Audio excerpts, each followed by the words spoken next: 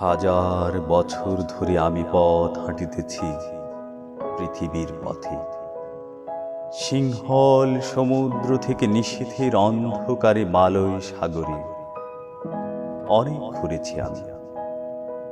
বিম্বিসার অশোকের ধূসর জগতে সেখানে ছিলাম আমি। আরো দূর অন্ধকারে বিদর্ভ নগরী। আমি ক্লান্ত প্রাণ এক, চারিদিকে জীবনের সমুদ্র সফেন। আমার দুদণ্ড শান্তি দিয়েছিল নাটোরের বনলতা সেন।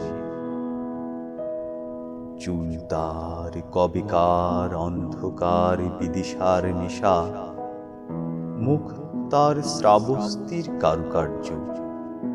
অতি দূর সমুদ্রের পর হাল ভেঙে যে নাবিক হারায়েছে দিশা, সবুজ ঘাসের দেশ যখন সে চোখে দেখে দারুচিনি দ্বীপের ভিতর, তেমনি দেখেছি তারে অন্ধকারে। বলেছে সে, এতদিন কোথায় ছিলেন? পাখির নীড়ের মত চোখ তুলে নাটোরের বনলতা সেন। সমস্ত দিনের শেষে শিশিরের শব্দের মতন সন্ধ্যা আসে। ডানায় রৌদ্রের গন্ধ মুছে ফেলেছি। সমস্ত দিনের শেষে শিশিরের শব্দের মতন সন্ধ্যা আসে।